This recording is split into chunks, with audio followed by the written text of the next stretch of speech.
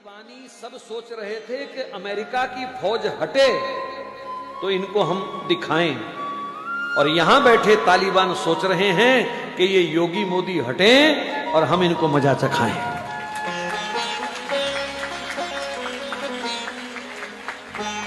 और अगर तुमने इनको खो दिया तो फिर अगले 50 साल तक, जब तक हमारी जिंदगी, मैंने इसलिए 50 बोला, जो बैठे हैं कोई 50 जिएगा, कोई 20 जिएगा, कोई 10 जिएगा, भगवान के हाथ है वो तो।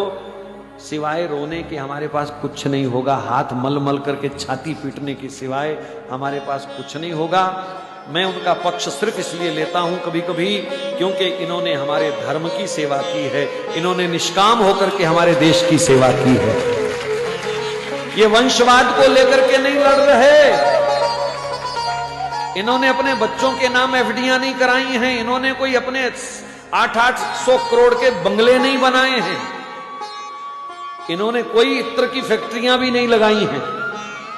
इनका जो कुछ है वो देश के लिए है, देश के हित में है।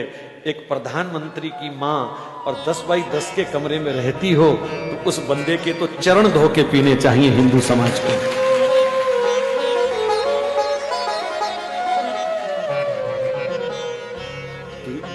ये देश त्याग का पुजारी है और इस त्याग को भी पूजना पड़ेगा। हो सकता है यहां कोई उनके विरोधी दल के बैठे हों, लेकिन अगर हिंदू हो तो फिर विरोध छोड़ दीजिए। बनता ही नहीं है विरोध करना भैया, किसी भी एंगल से विरोध बनता ही नहीं है। वर्तमान समय तो कहता है एकजुट होकर के आंख बंद करके समर्थन करो बस। जो मेरे देश के साथ खड़ा है, जो मेरे धर्म के साथ खड़ा है, जो रामकृष्ण के साथ खड़ा है, जो गाय माता के साथ खड़ा है, हमको उसी के साथ खड़े होना है, बस बात खत्म।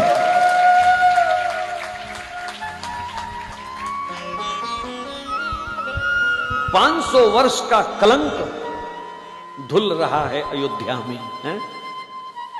और फिर भी हम दूसरा कोई चिंतन दिमाग में लाएं तो ये बदकिस्मती के सिवाय और कुछ नहीं है। ये देश राम का है, ये परिवेश राम का है, और जो राम का सम्मान करे उनका सम्मान हमको करना ही चाहिए हर हालत में। कोई दूसरी राय नहीं है, बात खत्म।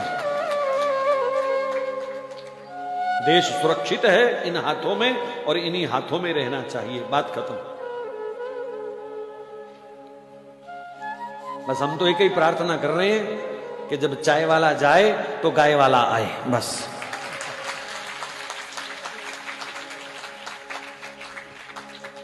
और कोई मंशा नहीं है, बस। ये परमात्मा ऐसी विभूतियों को कभी कभी कृपा करके भेजता है। धनुष बाण लेके स्वयं वो बहुत इमरजेंसी में आता है, अपनी विभूतियों को वो भेजता है। और ये भी विभूतियां हैं हमारी, इसलिए आंख बंद करके समर्थन करना चाहिए। ये मेरा आपको व्यक्तिगत सुझाव है, बस, और कुछ नहीं है। ये व्यक्तिगत सुझाव है। देश विदेश में बहुत लोग कथा को सुन रहे हैं, लाइव भी सुन रहे हैं, बाद में भी सुनेंगे। मैं सबको प्रार्थना कर रहा हूं कम से कम अपना हित पहचानने की आदत डाल लो अब।